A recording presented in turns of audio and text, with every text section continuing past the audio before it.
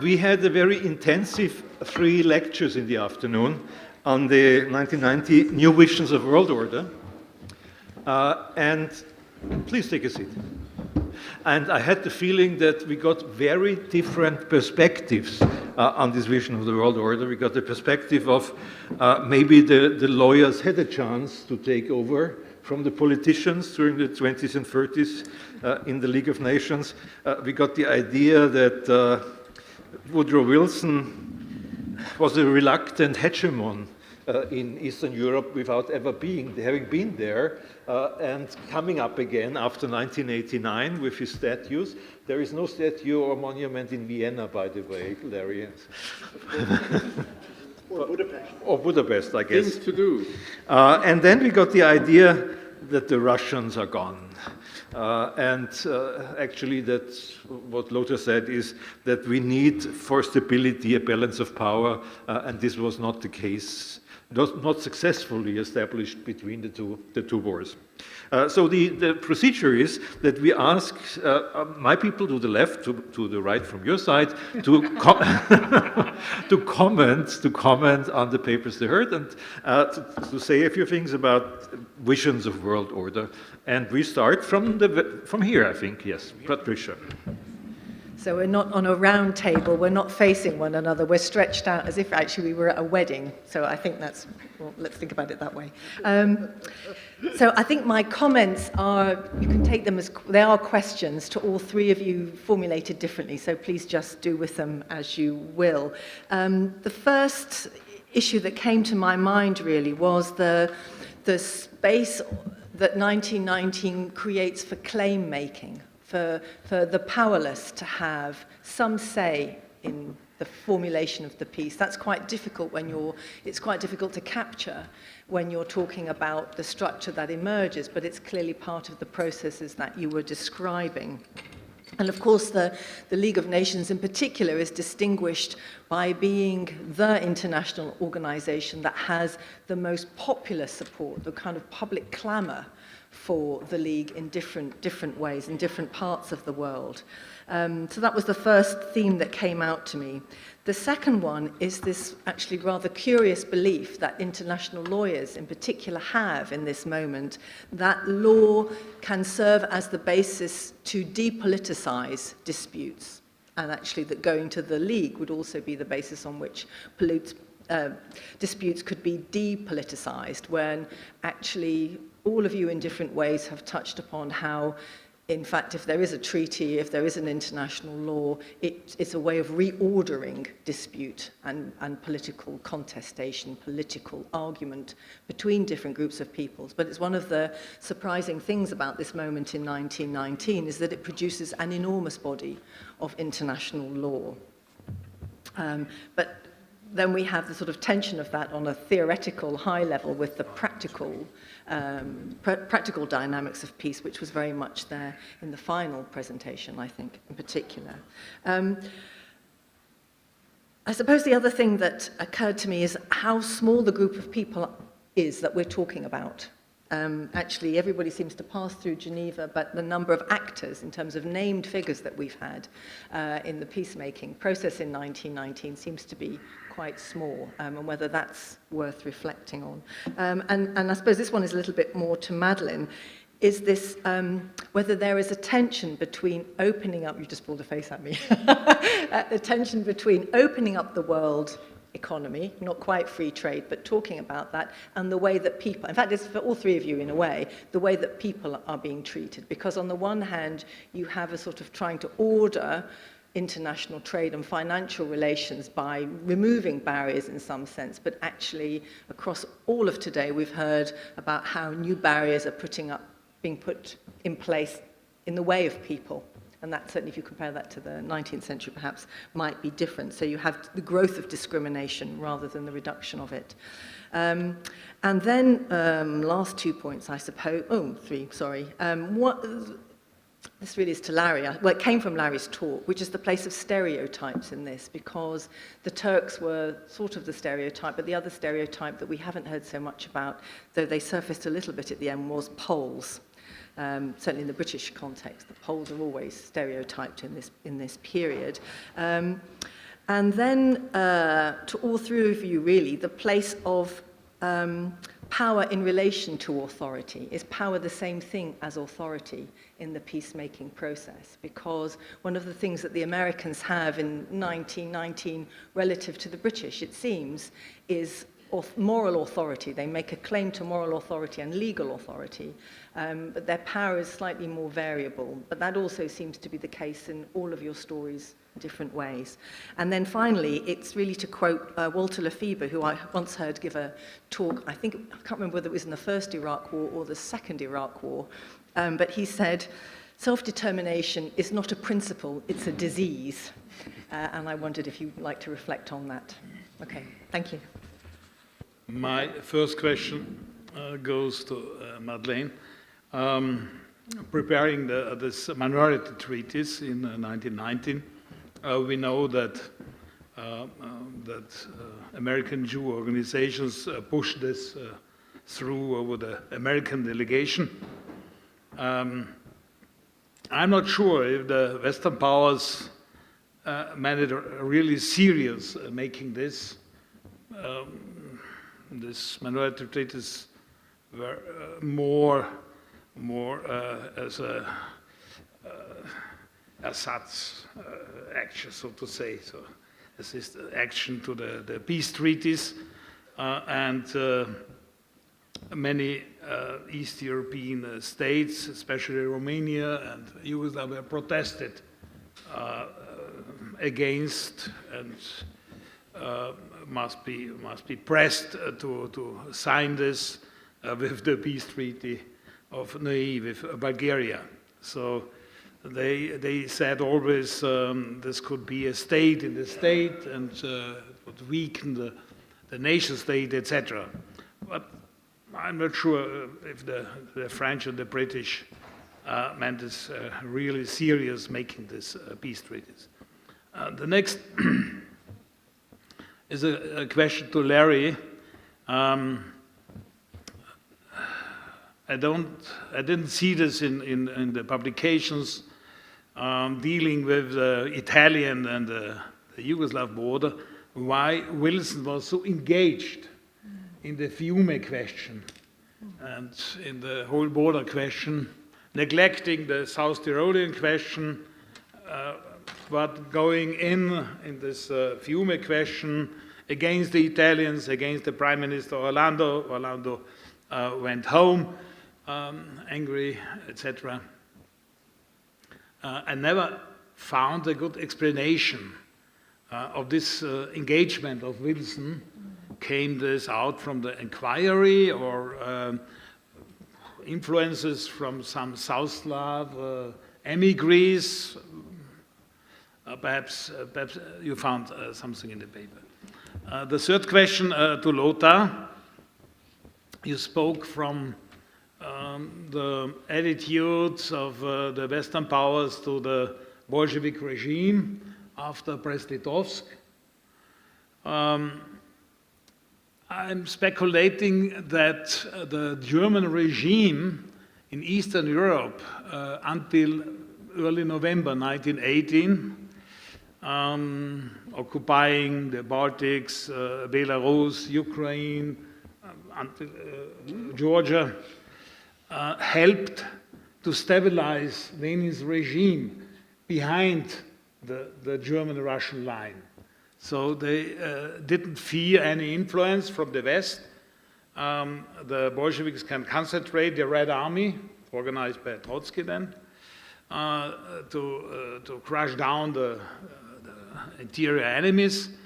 So I saw a double help of the Germans for the Bolshevik regime. First, bringing Lenin back from Switzerland, and then stabilizing the Bolshevik regime until the ceasefire in Compiègne, because there was written the retreat of all German armies from Eastern Europe.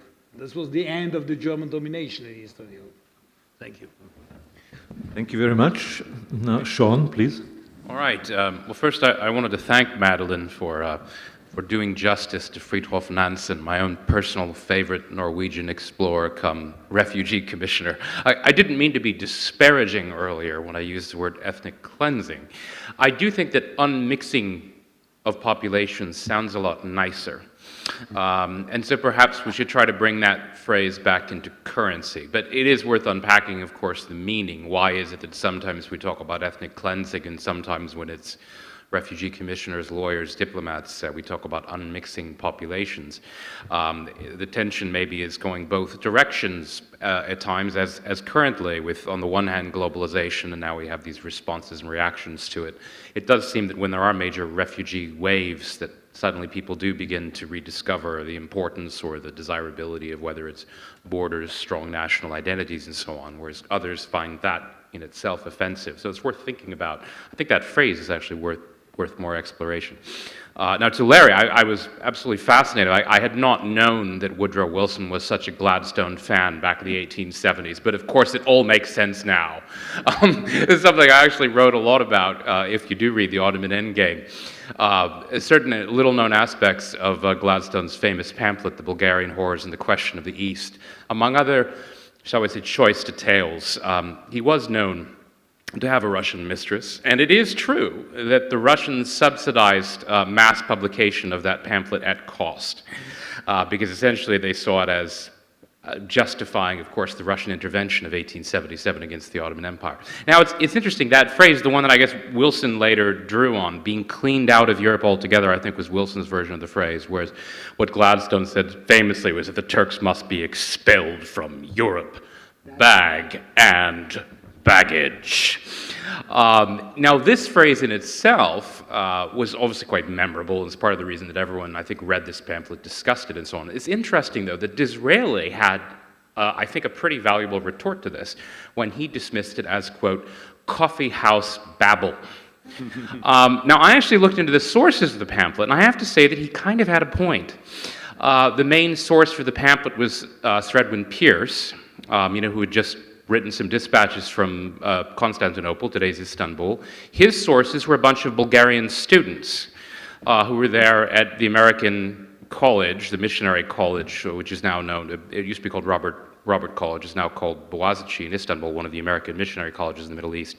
And none of them had actually witnessed any of the events in consideration. The numbers, of course, were inflated. Not that the atrocities weren't real, they were, but the numbers were inflated by a factor of 2 or 3. A lot of gossip was added. In the end, I think this does tell us that one should be a little bit wary of war correspondents, particularly those who don't actually witness the things they're attempting to describe. One should always be a little bit careful. But I'm just fascinated that Wilson, as we learned at the very end of Larry's talk, never actually went to Eastern Europe. He's trying to redraw the map. I mean, the last thing I say, you may disagree with the strength of this comment, but remember what Tom said, I think this morning, by way of introduction, about perhaps we're witnessing with Trump in America first, the end of the American century. Now, if that means the end of a half-hearted but officious Wilsonian meddling in the affairs of the world, then I have to say good riddance and amen to that. Now, on to Lothar's fascinating talk about world order and Lenin. I love the T-Rex metaphor. The way you were presenting this question, right, about a strong Russia, maybe it was only France that really wanted it, maybe Britain really didn't want it.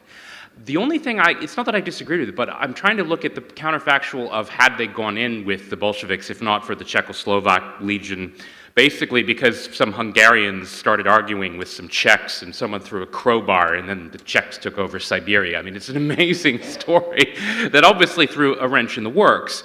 I do wonder, though, in part because even the T-Rex, see, to this day, I have a lot of doubts about the T-Rex. It's not this line about the later Soviet Union being upper volta with rockets. But I'm actually working on the Second World War right now, and I think that absent Lend-Lease aid, I think that great and famous Soviet victory in the war would have been far more chancy, and that even as late as the 1940s, the Soviets weren't really quite a colossus.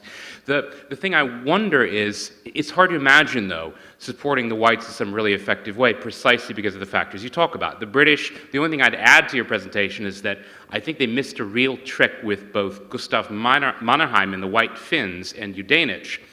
their distrust of both of them was in fact rooted in the idea that they were too closely tied to the Germans, because the Germans had been in the Baltic, and of course the Germans had been in Finland and helping out the Finns. And that was, I thought, just petty. I mean, by that point it was just silly for the British even to think that way, with Germany prostrate and in ruins. It is true that the French, the only ones who really wanted a strong Russia, were not really in much of a position to do it. The Americans, I think you would have had to have a different president in mind, someone other than Woodrow Wilson, because even though he was a meddler in some ways, he was deeply suspicious of the whites, and your idea of restoring Tsarist Russia, that would have been absolute anathema, of course, to Woodrow Wilson. So then it was sort of a perfect storm, you know, so that the American intervention, both in some ways half-hearted, ineffectual, instead of making the world safe for democracy, instead made it safe for communism.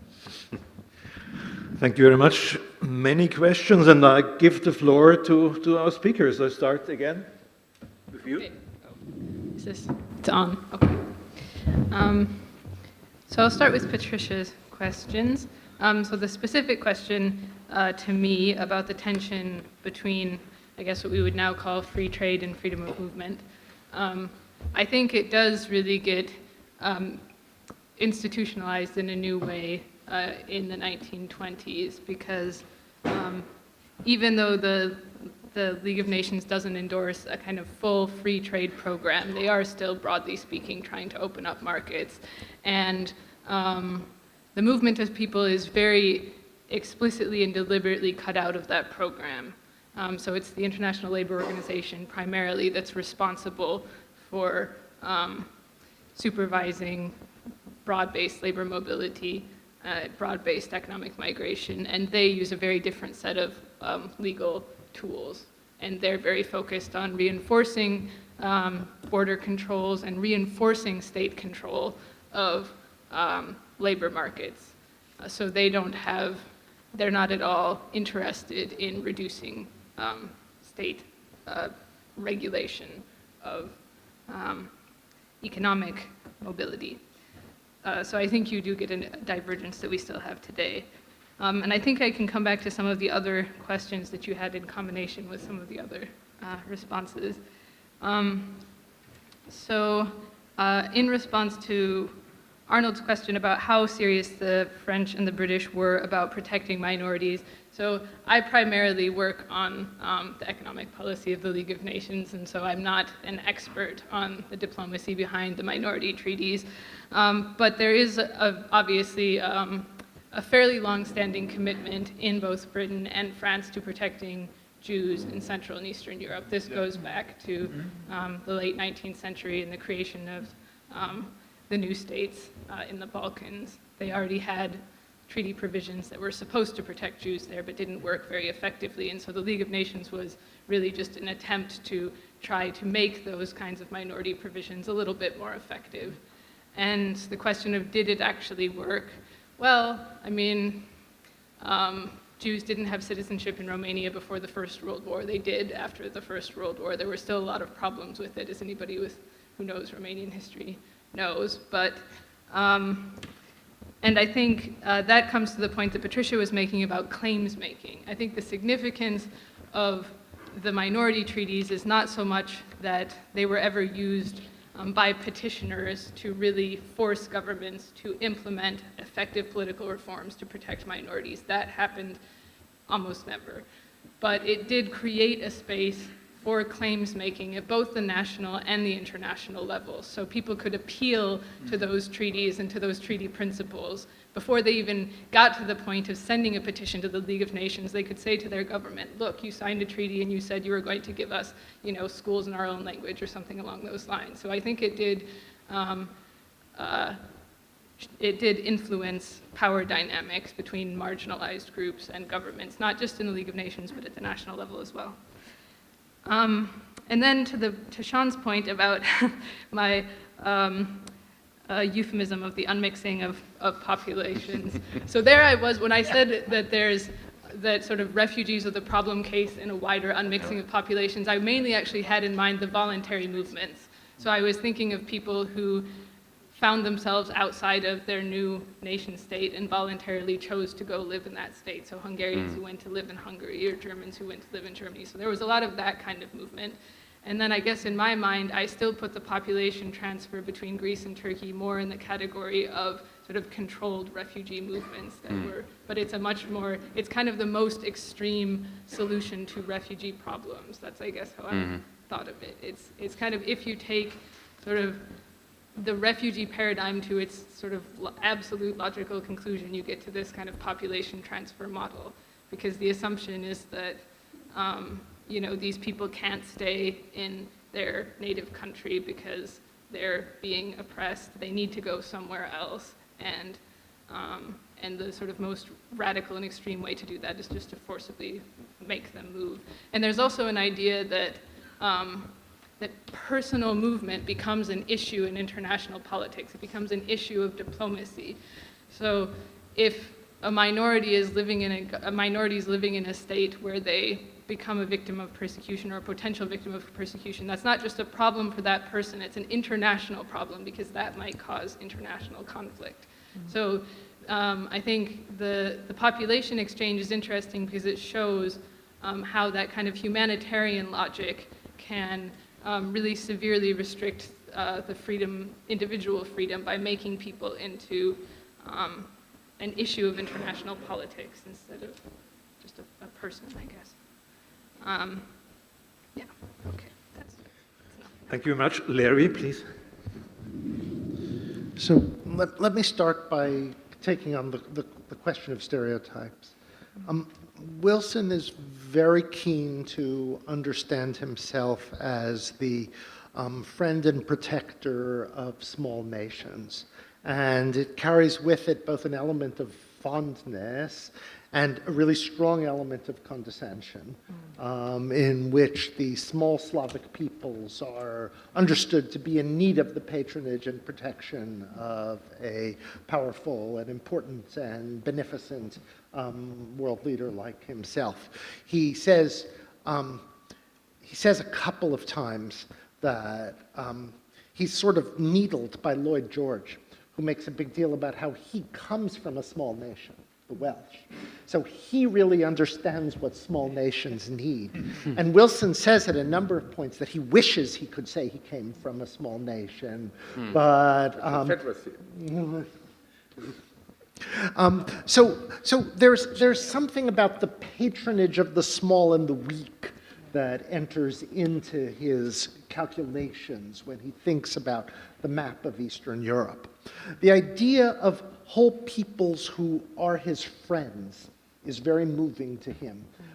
Somebody asked about whether there's a book about Wilson and Colonel House. There's a kind of interesting one that dates back to the late 60s by Alexander George, which looks at Wilson and House a little bit from a psychoanalytic point of view and what friendship needs to Wilson, right? The whole map of Eastern Europe is invested with a spirit of, odd, generalized friendship for him. It's emblematized by what he sees as close personal friendships to Masaryk and Paderewski, both of whom are exactly his age. Masaryk is a fellow academic, Paderewski is an artist and intellectual, and they speak for their peoples and convey the friendship of their peoples. Is that better? I'm sorry if I wasn't speaking into the mic. For him, Wilson. And the ways in which those friendships of nations can be channeled that's very gratifying to Wilson in a way that's touched on in this book by the Georges, and is also touched on in what is the first, probably, and most striking biography of Wilson, which is written by Sigmund Freud with William Bullitt. That is to say, there are pieces of the map of Eastern Europe that touch Wilson's emotional needs. Which brings me to the South Slavs and the Yugoslavs. There's no equivalent to Masaryk or Paderewski when we come to the South Slavs, but Wilson is deeply attached to them, and he's also sensitive to the ways in which they're aggrieved. He's aware that the war begins with a very aggrieved Serb, Gavrilo Princip, right, in Sarajevo, And he actually speaks when he does his oratory, his oratorical tour of the US. He speaks very movingly about Princip, in which he imagines himself as, and he asks the Americans to imagine how aggrieved they would be if someone were occupying their country.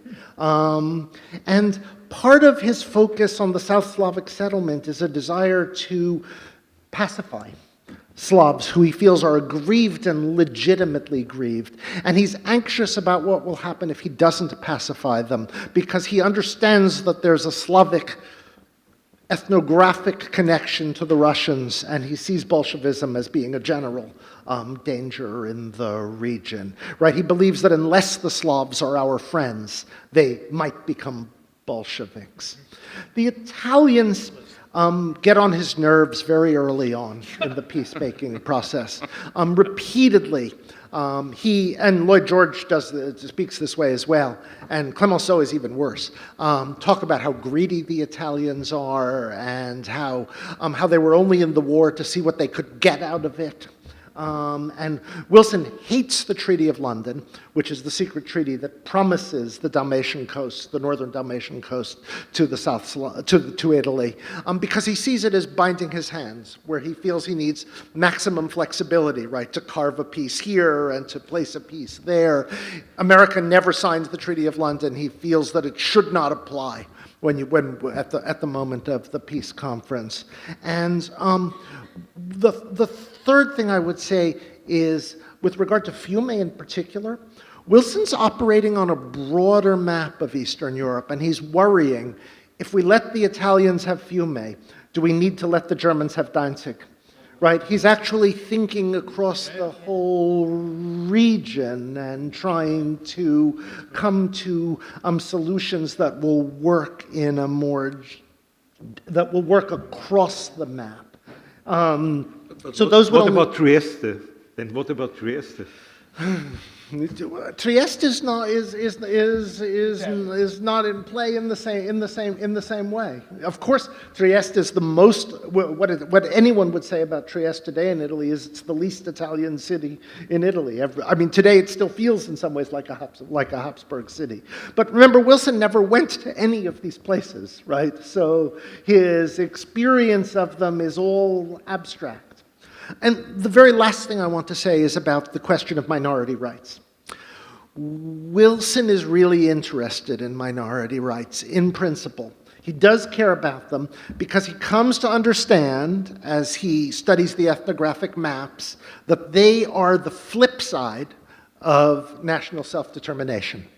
If you believe in the principle of national self-determination, that is to say, national sovereignty is determined by majority, then necessarily, if you turn that coin over, the other side of it is going to be the question of minorities and minority rights. And the more he pursues one, the more he understands that the other has to come into play. And it's one of the things that's very interesting about watching the evolution of his thinking across the time that he spends in Paris. I don't think he's thought about it for 1 second before he gets to Paris. And it's the discussions about the establishment of the majority states that make it become increasingly important to him as the conference proceeds. Lothar, please. Just on a frivolous note, I mean, the obvious parallel to Princip would have been William Booth. But nice. Who assassinated Lincoln, you know, occupying my country. No, I want to sort of roll both Arnold's and Sean's question into one. Of course, you're both right. I mean, there's this quote by German Foreign Secretary Kuhlmann around early summer of 1918, when he tells his military, funny, all your newly won friends in the East happen to be adjutants to the Tsar.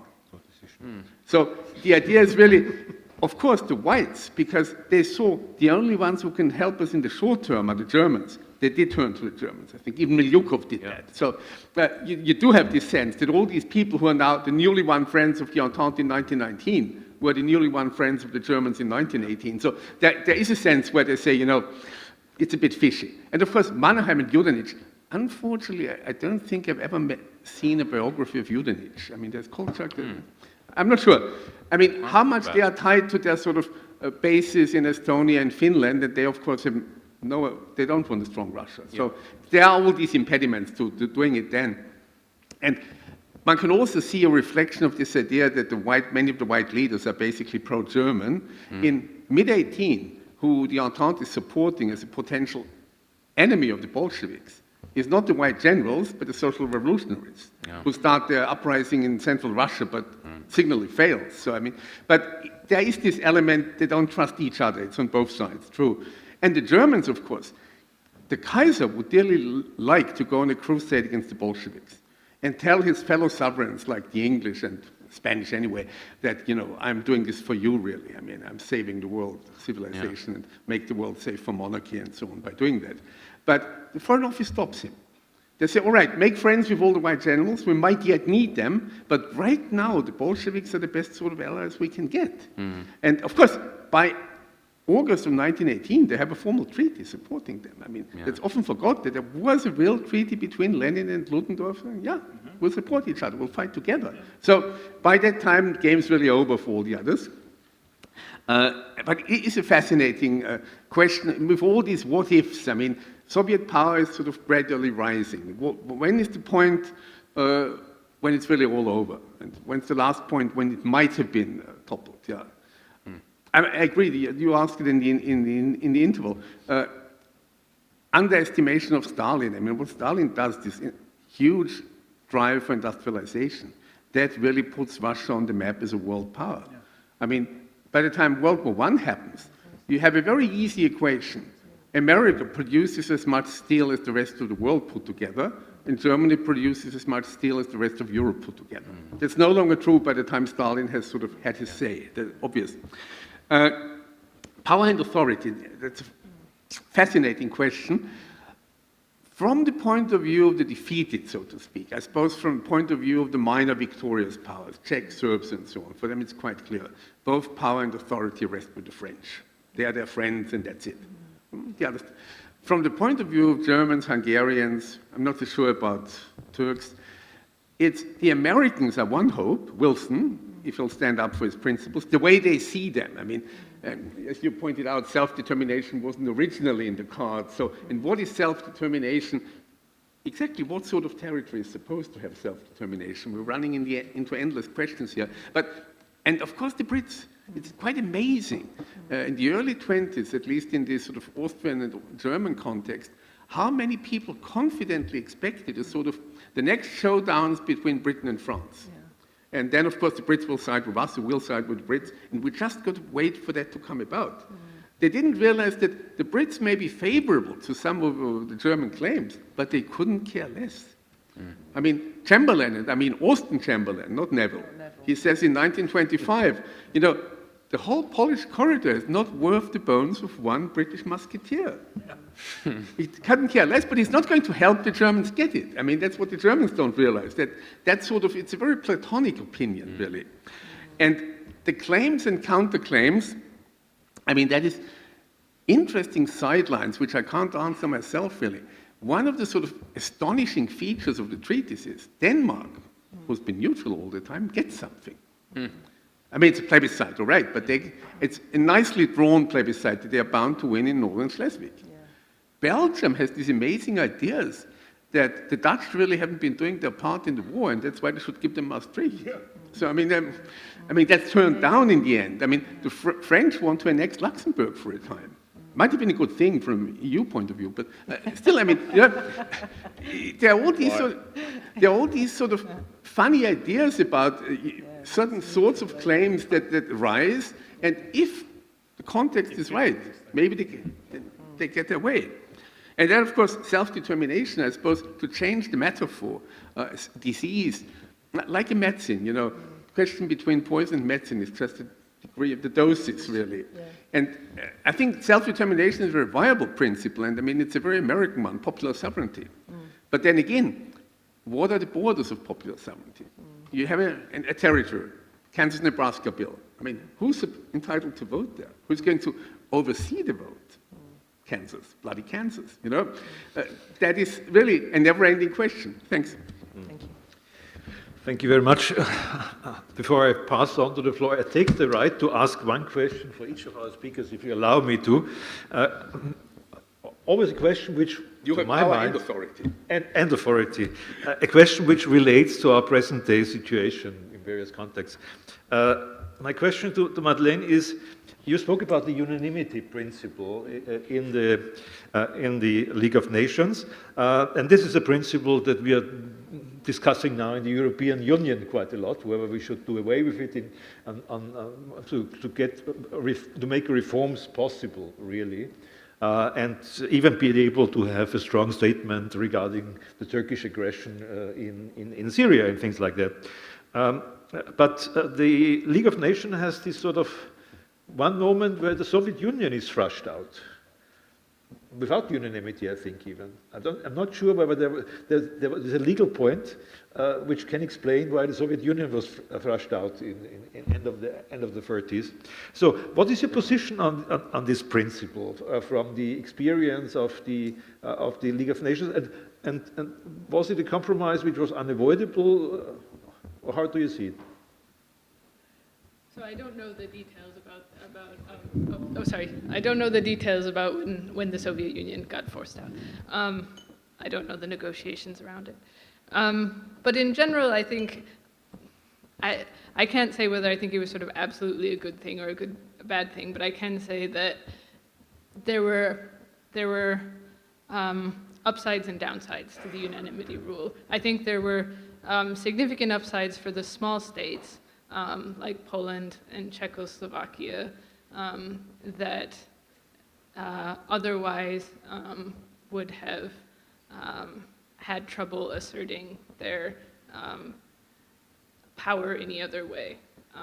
So I think I've seen in negotiations related to economic treaties over and over again, they say that they're very attached to the principle of unanimity, and their argument is that so the position of the states that didn't like the unanimity rule in economic negotiations is basically that the wealthiest and most developed states commercially should be able to write the rules of the world economy. So they basically think we should write the rules of the world economy based on the Netherlands. That was their model.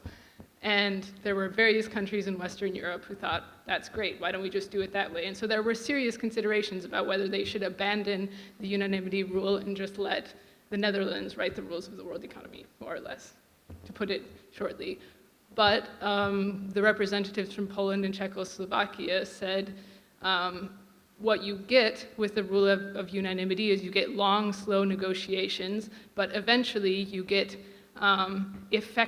real effective compromise. So you get all the states have an opportunity to present their policies and to explain why they have the economic policies they do, even if they don't have full free trade. And then the other side can explain their position, and they do this over years and years and years. And then eventually you can get a sort of compromise solution. And I think probably the most successful compromise solution that I've seen in my research is the tax treaties, which was it was a model that the League of Nations came up with, and there was sort of a relatively liberal model that states would then use to negotiate on a bilateral basis, and there in the bilateral negotiations they could go as far as they wanted to. So I think that's the sort of compromise solution they came up with in the League of Nations, so they wouldn't abandon the full unanimity principle, but more liberal states would still be able to pursue more liberal policies if they wanted to. So I think but whether that would work, that's more in the economic field, whether there's something you could come up with that would allow you to make a sort of united stand on a kind of point of principle in international policy, like Turkish aggression is a different question. Thank you very much, because in the European Union there is a strong argument that if you do away more with unanimity principle, we will get into a situation of tendency to a break-up of the union itself. Yeah. My present-day question to Larry has to do with the role of personalities. You were talking about how Wilson for some time spoke about Austria-Hungary with a sort of possible light of being able to survive, but Turkey was already done for him, because of his Gladstone feeling. So what was the role in these months where he changed also his public utterances? Who had the influence on him? Was it, as we might expect Masaryk-Paderewski, who convinced him to compare Turkey and Austria and put it into one bag, or was it different? So Wilson's ongoing discussions about the survival of the Habsburg monarchy continue right through the spring and summer of 1918. There are negotiations for a separate peace with the new emperor, with Kaiser Karl, that take place in early 1918. I guess in the spring rather than in the summer. And Wilson is open to that discussion. He believes that it's possible to reconcile some satisfaction of national needs within the continued existence of the Habsburg monarchy right up until October of 1918. The person who forces him to change his mind eventually is Masaryk, right, who pushes him hard as you get towards October 1918, when the Czechs when he actually declares Czechoslovak independence in the middle of October 1918. And that's the moment when Wilson feels sufficiently pressed at that point and feels that there's no longer any chance of a separate peace with Austria-Hungary, which you remember is exploded earlier in the year by the publication of the Sixtus letter, Clemenceau's publication of the Sixtus letter. But the idea of a separate peace in which Austria-Hungary survives is something that is alive with Wilson right into 1918. It seems possible to him. So Masaryk's important to him, but Masaryk is not actually leading him completely by the nose through the course of that year. Paderewski still less so. His relations with Paderewski become kind of fraught over the period of the peace conference. They do well enough up until the end of the war, but Wilson becomes kind of personal for him, feels that Paderewski is not delivering over the course of 19.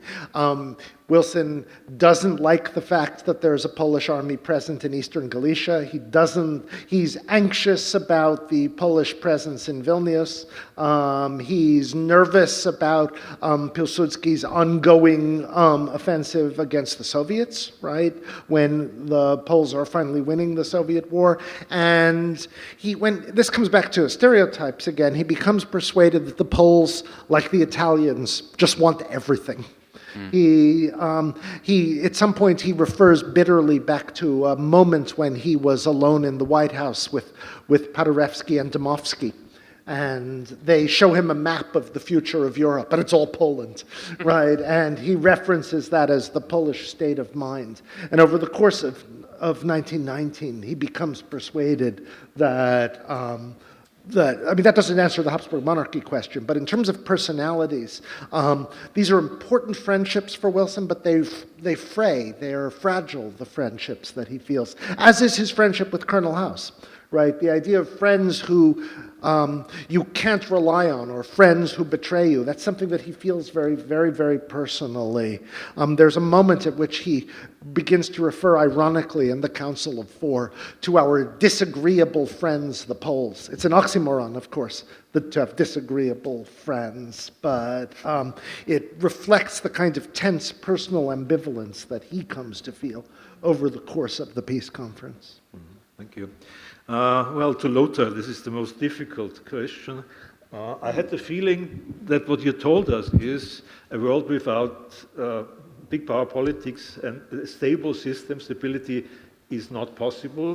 When I listened to you, I had the feeling you're working towards the Congress of Vienna world again. And that the fact that the Russians, after the World War I, exited was the main reason for the Second World War. And I'm not sure whether we all would agree on what you said. And you did not mention, and I was surprised, this idea in the mid-20s when the Bolsheviks realized there is no world revolution about socialism in one country. Why did you not speak about this? Do you think power politics is the sort of multipolar world that we also need for the future? Or why did I get the feeling that all you said is we need stability guaranteed by a balance between big powers?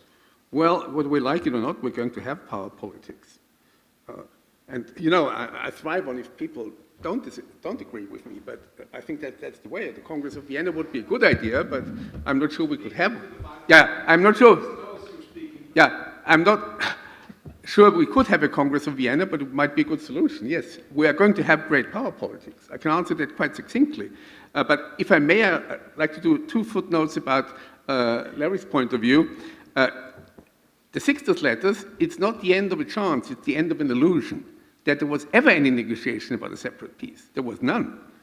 Charles never wanted a separate peace. He wanted an opening for a general peace. And Czernin is sort of underlining that when in early 18, when there is this idea, we might talk to the Americans. He says, no. If the Austrians and the Americans sign a separate peace, it'll change nothing. We both need to bring our allies to the conference table and have a general peace. That's the aim. Not the two of us, we're not fighting each other anyway. So that is the thing about these illusions of Austria-Hungary, and Austria-Hungary falls apart. I mean, it's a usual charge, you know, these silly people in Saint-Germain, they carved up the Habsburg monarchy. No, the Habsburg monarchy by that time had fallen apart. All they could do is sort of fiddle with the small print, do a little bit sort of, you know, in either giving Eger to Bavaria or Bohemia, or giving Maribor to Yugoslavia or Austria. But they could not tell the Czechs, for the sake of the balance of powers, please go back to the Habsburg monarchy. But at what point do you think that it's falling apart? At what moment in 1918 can you not go back? By the moment they are losing the war. So it's quite clear in the Czech case. The Czech National Council only sort of get the act together by July of 18, when it's become clear that we're losing. Up to that point, they're all carrying favor with the imperial government. Thank you. I open the floor now to the questions and answers from the floor. 1, 2, yes, please. I collect a few questions. My name is Gernand. I come from the international credit business in London, New York, and so forth. To Ms. Dungy, you spent some time on clause 23E of the League of Nations Charter. It's always difficult to analyze a paragraph which is sort of airlifted out of its context, and when one doesn't even know what is in clause D and in clause F, but you presented it as an important clause. My question is, does this clause or something serving the same purpose exist still today, or has it been abolished? And if it still exists today, how can it be reconciled with state-initiated trade embargoes and trade sanctions that we're seeing? To Mr. Wolff, whom together with Mr. McMeekin, I would like to commend on excellent microphone technique. You had one slide, I think the one showing the pre and post 1989-90 European map. And there was an insert which I concluded to depict Sir Winston Churchill That's correct. On a festive occasion.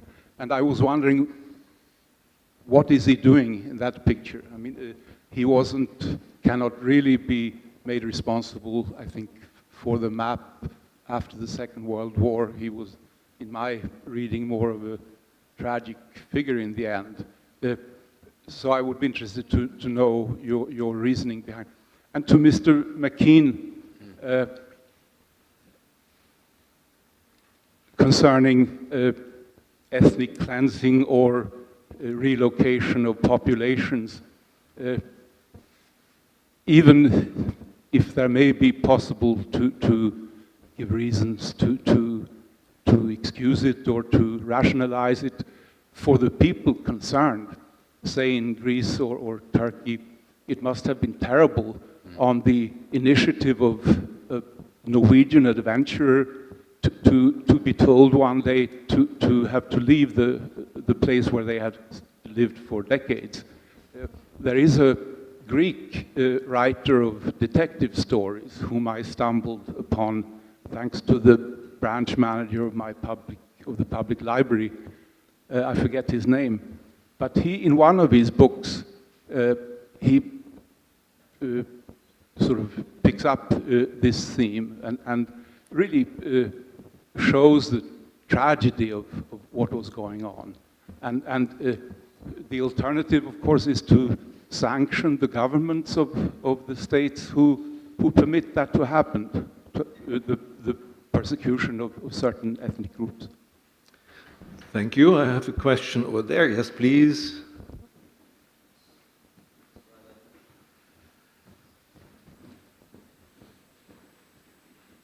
It's rather an answer, actually, as the League of Nations and the Soviet Union turned up. Well, actually, the Soviet Union was admitted in 1934 and was expelled in 1938 after invading Finland, the so-called Winterkrieg, just to add a question that heard up before. Yeah. Okay?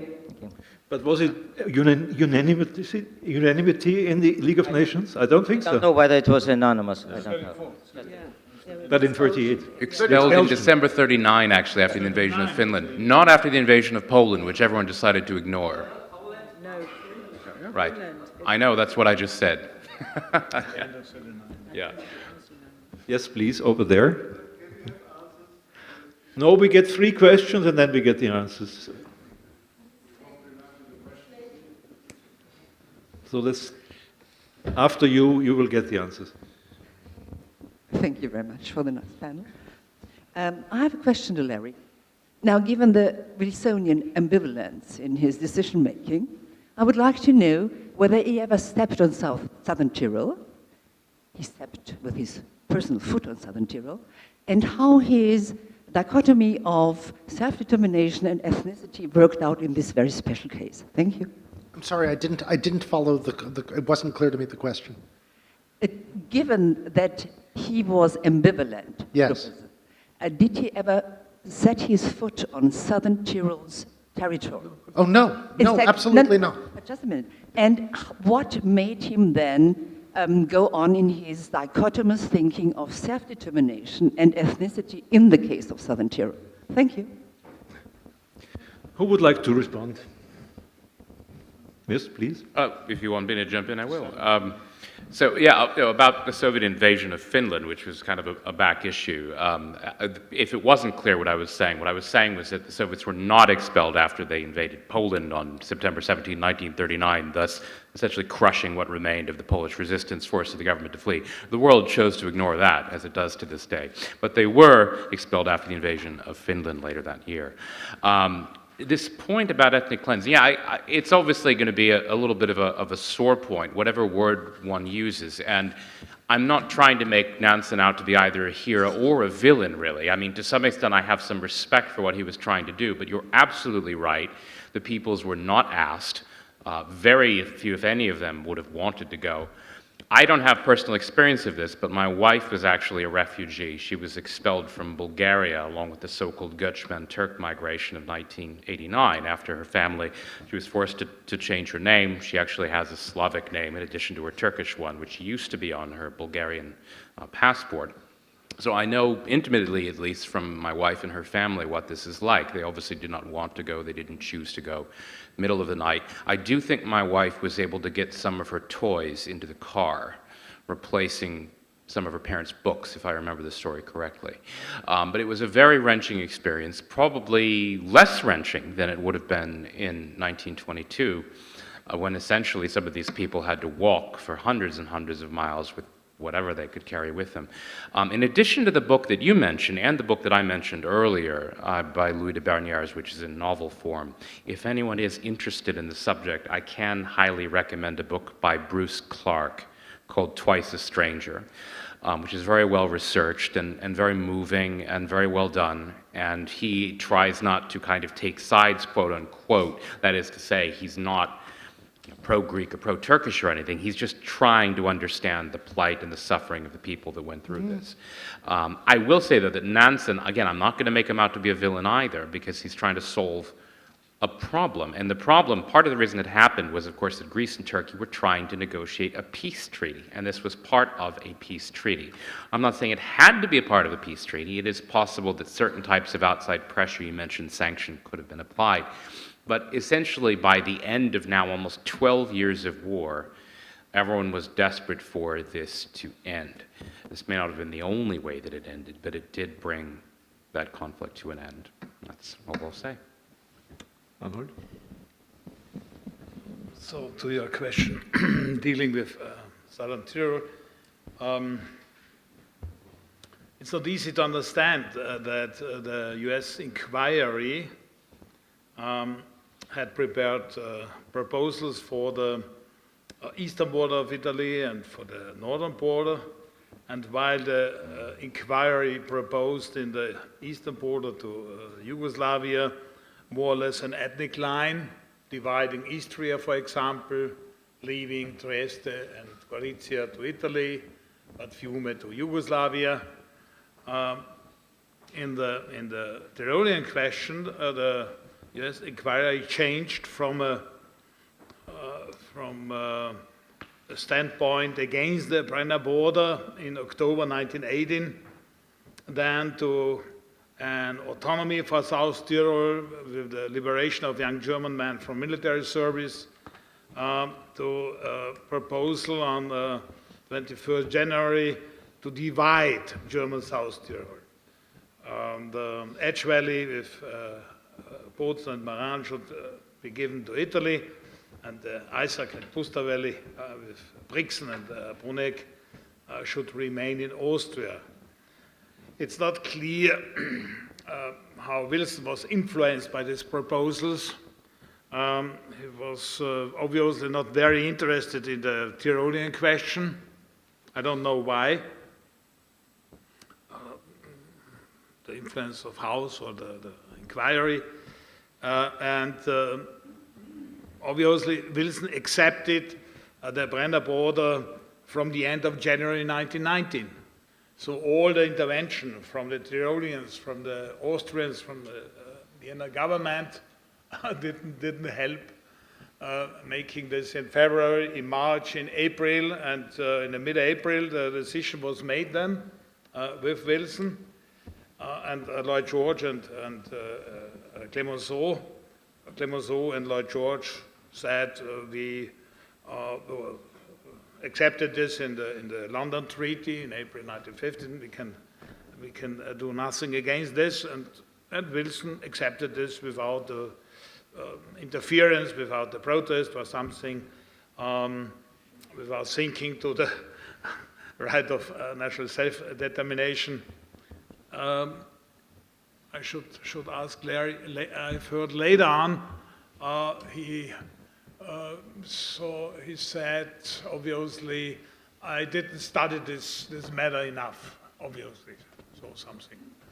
I don't know when Wilson said this as a regret, so to say, perhaps after he went home in the end of June 1919. He has many regrets after he goes home, right? There are lots of regrets. But when? On this particular, I don't remember when these particular regrets. After going home. After going home. After going yes, home. Absolutely. On the subject of Churchill, I'm sorry, I should have taken the time to explain what I meant there.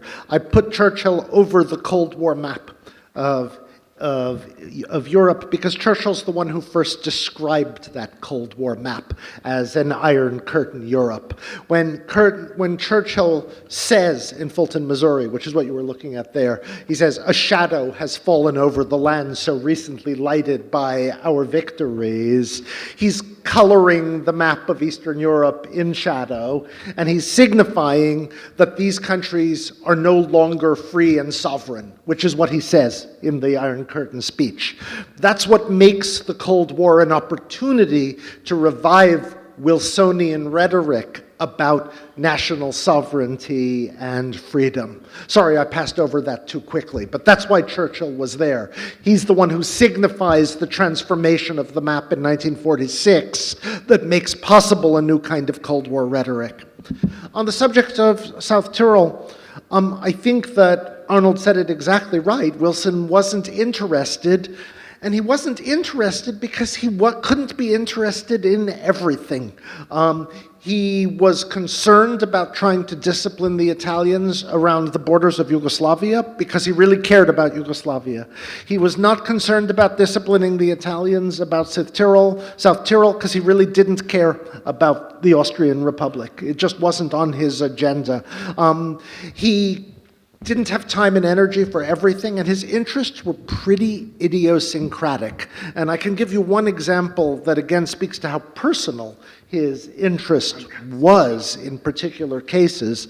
There are two goatherds from the Tatra Mountains who travel to Paris during the sitting of the peace conference. They come to the Hotel Crillon, where everyone remarks on how smelly they are. They smell like goats. And they're given an audience with Wilson in the Crillon Hotel, in which they tell him that their little village is right on the border between Poland and the new Czechoslovakia, and they hope that they'll be in Poland because they don't want to be in Czechoslovakia. These are the towns of Orwa and Spiš, which are right on the Polish-Czech border. And Wilson is so moved by them, by the idea of two goatherds who came all the way to Paris. And of course, they represent Eastern Europe for him perfectly because they're such primitives, they're mountaineers, and they're smelly. They make such an impression on him that on June 28th, 1918, the day that the Treaty of Versailles is signed, after the signing, he writes a letter, I think it's to Lansing, and says, "Oh darn, we forgot about the goatherds. Could you check whether their tiny village was assigned to Poland or Czechoslovakia? And if it's the wrong one, can we fix it now, even though the treaty has been signed already?" So his interests are pretty idiosyncratic and personal. Thank you. Who else would like to respond? Yes, please. There's a question about Article 23E. So it's really just one line that says the League of Nations is going to promote the principle of that. So Article 23 is one line that says the League of Nations will promote the principle of the equitable treatment of trade. And so what it's been replaced with is the General Agreement on Tariffs and Trade, which was signed after the Second World War and is now the foundation for the World Trade Organization.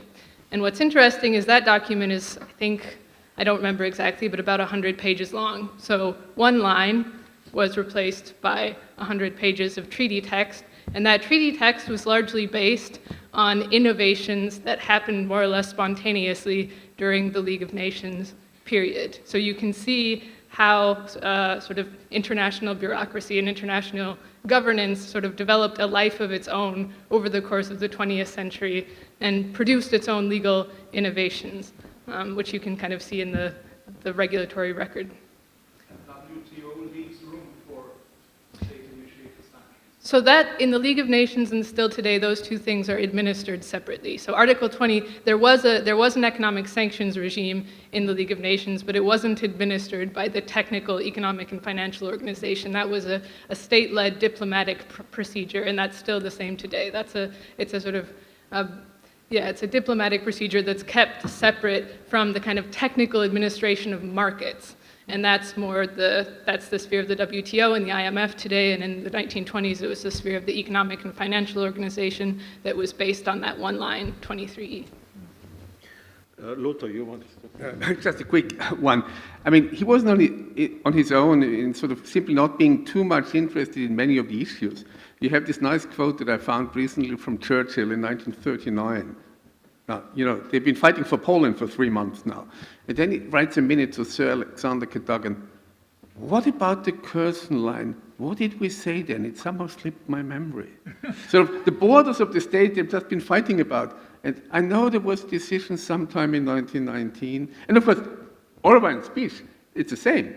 It's not being fixed by Versailles. It's left open until way into the mid-1920s. So I have a question actually about the border, whether Larry or perhaps you could fill us in. The goat herds, is this the part of Czechoslovakia which was then seized by Poland after Yes. Munich? Yeah, yeah. So it was. So Wilson wanted to give it back right away, and they had to wait until Munich, I suppose. It's not absolutely identical to Tesh and Silesia.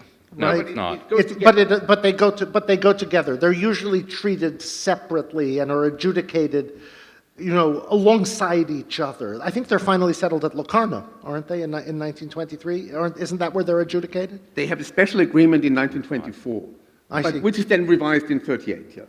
Yeah. But actually, if I may add, there was a tiny bit also of the Morskie Okno, which had a settlement in 1906 in Graz, already by the Habsburgs, which changed the borders between Hungary and Galicia. And this was a Habsburg arbitration thing, which went through the course. Now it's Polish. Yes, I open the floor for the next round of questions. Yes, please.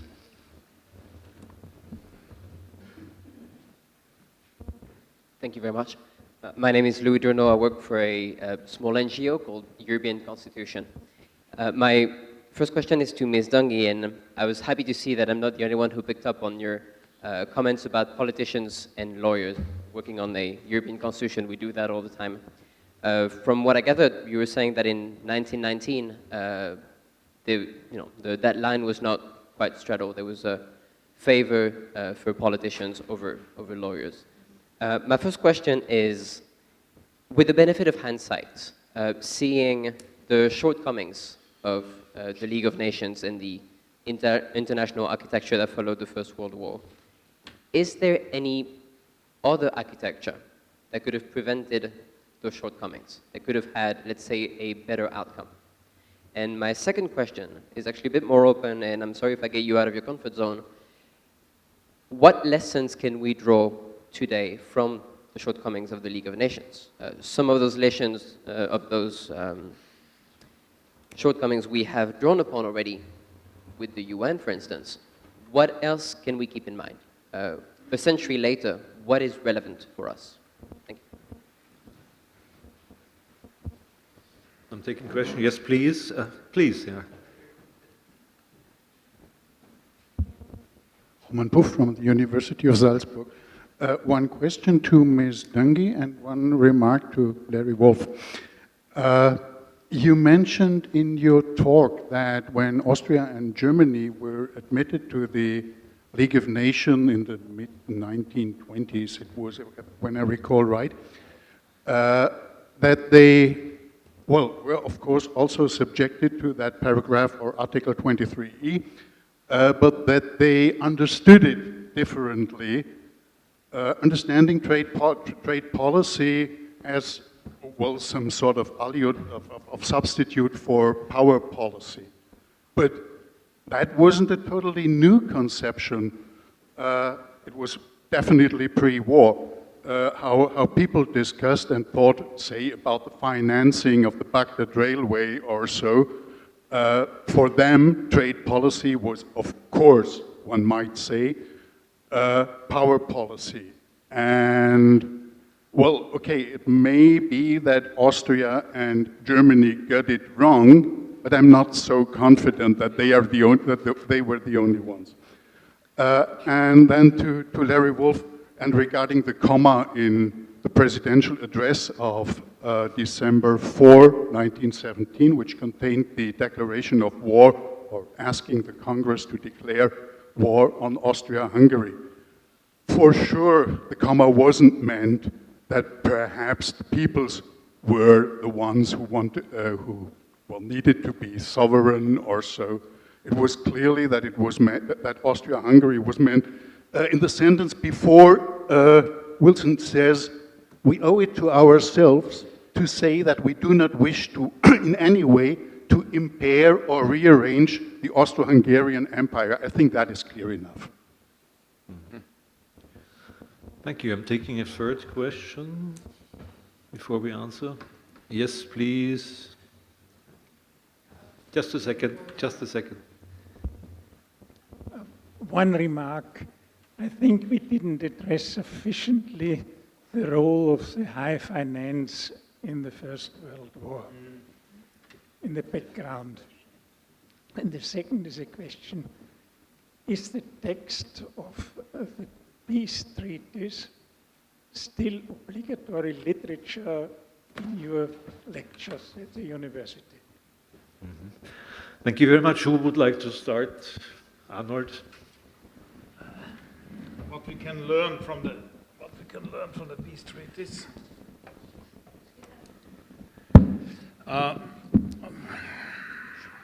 Perhaps two remarks. It's obviously that the Allied powers made some compromises, only a few compromises. For example, between Yugoslavia and Romania, dealing with the Banat, was a commission and proposed the division of the Banat. Yeah? And both states changed a little bit then in 23, and the border is still the border without any further discussions or fightings between Romania and Serbia today, yeah? Over World War II. So this is the Banat question. So the idea of compromises, it's you can see that dealing with Austria-Hungary, some crownlands were given in total to a new state, like Bohemia or Galicia or Bukovina. Some crownlands were divided, like Tyrol or Styria. Yeah? So different measures, different attitudes to similar questions. Not enough compromises. And another point I would like to deal with are the question of plebiscite. There were some plebiscites, as we know, in Schleswig, in East Prussia, in Silesia. This was then abandoned, in the Suppan region and in Carinthia. Not to forget Eupen-Malmedy was a specific kind of plebiscite, but in general, the Allied powers feared plebiscites. Yeah? The Austrian government, the German government, the Hungarian government proposed sometimes to clarify the situation with plebiscite. The Allied powers said, no, the results would be not so clear, and it's better to make this without a plebiscite, fearing, of course, discussions, propaganda, even conflicts during the period until the date of the plebiscite. But now back to the idea of national self-determination. A plebiscite could decide this self-determination. Look to southern Carinthia, to Suppan on the one side in favor of Austria, and on the other hand in favor of Hungary. And then after the plebiscite, the discussions went down, not so in southern Carinthia than in Suppan, but today it's now out of question. So I cannot understand always why the Allied powers did not use this element of plebiscite to decide to make a decision making for new borders. Mm-hmm. Patricia. Yes, I'd like to come in on your question about the lessons for today of, I think you asked about the League of Nations specifically, rather than the order more broadly, or, well, I'm going to respond that way anyway. I think the first thing was one of the lessons that people took in 1945-46 from the experience of the League was the problem of open diplomacy, that actually this stress on open covenants freely agreed at was a problem for the way that international relations operated in the 1920s and 30s, because it was very difficult to get any kind of agreement on difficult questions, territorial or economic, while the court of public opinion looked on and fueled the disputes. So part of the danger of that lesson was, in fact, that it became institutionalized in some ways inside the UN, where actually you have much less reportage of the discussions inside the Council and the Assembly. There are summary minutes, whereas as a historian, if you look at the records of the League and the UN, you can really see what's going on in the League. The UN is much more opaque. And the same is true of the European Union. And so people who worked for the League, who then worked inside the European Union or who worked inside the UN or in the IMF or the World Bank, often reflected on that and talked about the need for balance. And they would often frame it in terms of the tension between expert advice, expert opinion. So you can have an expert decision informed by expertise behind closed doors, and the need to have representative advice, which is the voice of politicians. And so actually that's a lesson that we need to remember from this period, because it was sort of shunted a little bit into the background, but it's a fundamental problem in the way that international relations operates. The other challenge that the people who worked for the League were very fundamentally aware of was the problem of reform. How do you reform institutions, which is really about change, coping with change over time. The League, they got almost nowhere with it. And in a way, the same people worked for it for a very long time, and the relief comes from the Second World War in some senses, because in that moment of complete destruction, more or less complete destruction, the League continues to work, but it's essentially absorbed into a host of new international organizations, some of which I mentioned right at the beginning this morning. That experience and the same people and the same laws are embodied in different places. The lesson is we need to work out how to reform without it producing that kind of massive remaking. And there's something about the word reform that's seen to be a dirty word, I think. So, that's crucial. And I think the third point links to the final question, really, about the place of high finance in this story, which is that the League of Nations inherited a set of problems that were mortgaged in some way by the fact that the question of how to pay for the First World War, this unprecedentedly destructive conflict which shifted power away from Europe towards the United States on the basis of the funding for it, meant that the League was always scrabbling for money to try and stabilize the world economy. And in fact, one of the lessons, an early lesson that was learned, was the need for some kind of stabilization fund, which is what the IMF has. But the other problem was that the finance of that period, the way that a series of financial crises were resolved, was by providing market relief to Germany through the Dawes loans and setting up the problem in amongst the relations between the former Allied powers in the First World War. So actually, by the time you get to the 1930s, without boring everybody, which I could do with the details of these financial resolutions to a series of crises, the problems of the finance of the First World War rest between Britain, France, and the United States. So Britain and France are seen to be in default to the United States, so that when war is anticipated with Germany, they can't borrow any money from the United States, and a new solution has to be found. But it's an enormous problem in the 1930s that sets up the world's remaining major democracies against one another. So thank you for the questions. Lothar. Yeah, I'd like to carry on with high finance. I'm very grateful for the question, because if high finance had had its way, we would have had a compromise peace in early 1917, slightly to the Central Powers' advantage, I believe, because the one decisive intervention might have been 28th of November 1916, a circular of the Federal Reserve that says it's no longer in the interests of the American public or investors or state to buy British Treasury bonds, which means that Britain would have been bankrupt by April of 1917. The wisdom of the German High Command changed all that, and saved the Allies. So, and of course, the other thing is the Dawes Plan, when again, it's private American finance, not the American government. It intervenes, makes the French withdraw from the Ruhr. So, high finance has a fairly stabilizing sort of intent. They don't succeed, though, and the lesson of World War I is that war is very expensive and you don't get your money back. I mean, the US doesn't get the money back that they gave to the Allies after 1917. The French don't get the money back that they gave the Russians. This is one of the impediments to the recognition of the Soviet Union. The French public will accept the Soviet Union if they start paying again, but they don't. So the lesson for today would be, there are legitimate security concerns, but any projection of power is very, very expensive and doesn't pay an adequate rate of return.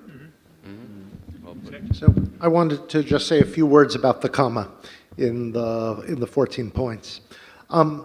Wilson's position evolves pretty quickly. In December, he says, we have no interest in meddling with Habsburg politics or internal affairs.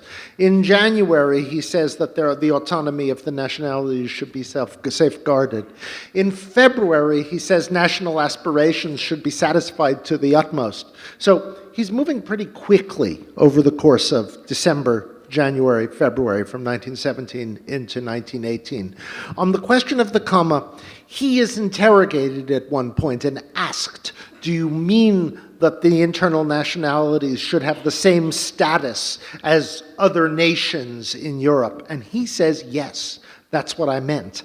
But it's not clear that he meant that earlier when he wrote it, but he might have come to mean it later as his ideas evolved. At the time that the 14 points were issued, the Czechs were very dissatisfied and disappointed because the Poles were promised independence in point 13. They were promised a free Poland, and the Czechs were only promised autonomy within the Habsburg monarchy. They were very disappointed. The Habsburg emperor, on the other hand, Kaiser Karl, believed all through the first part of 1918 that it would be very possible for him to make peace on the basis of the 14 points and the promise of autonomy, because what Karl knew very well is that in dualist Austria-Hungary, according to the constitutional arrangements, those nationalities already possessed very significant autonomies within the structure of the Habsburg monarchy, and that he believed that Wilson, if educated about the national structure of Austria-Hungary, would understand that those autonomies were already in place. So starting with the question about power politics, so first of all, I'm sorry, I didn't mean to suggest that Austria and Germany were the only ones using trade law or trade policy as a tool of power politics. Everyone did. The difference is that power politically, France and Britain had an interest in maintaining the status quo, and obviously Austria and Germany did not. And so their use of trade policy was, so it was more disruptive to the international system that was set up in 1919, but that's not surprising.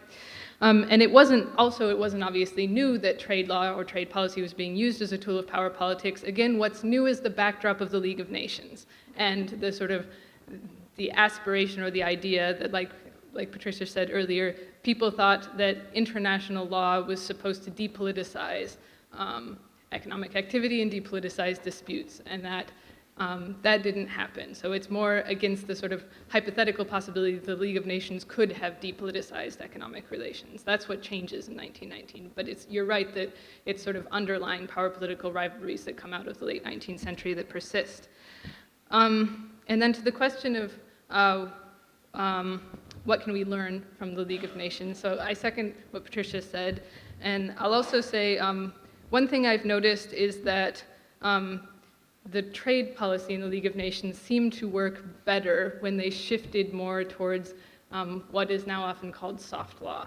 So initially they were trying to negotiate binding multilateral treaties that would establish standards that would be uniform for all of the different parties. And that was a very high bar to reach in the League of Nations when you had countries that had such different economic positions and such different histories. And so things started to work better in the late 1920s when they started to shift towards a model where they would, for example, come up with a model treaty text, and then they would leave it up to national governments to incorporate that text into their bilateral treaties, and that would allow them to kind of go as far as they felt like they could at that time, and then they could go renegotiate that treaty later if they felt like they could go a little bit further and get closer to the kind of League of Nations ideal standard. And they also had kind of model texts for national legislation or model principles for national legislation that got incorporated that way. And that seemed to work better than aiming to have uniform economic law that was going to be applicable in the same way everywhere in the League community. And you asked a question about politicians and lawyers, which I now can't remember because we've had too many. What was your question about lawyers and politicians?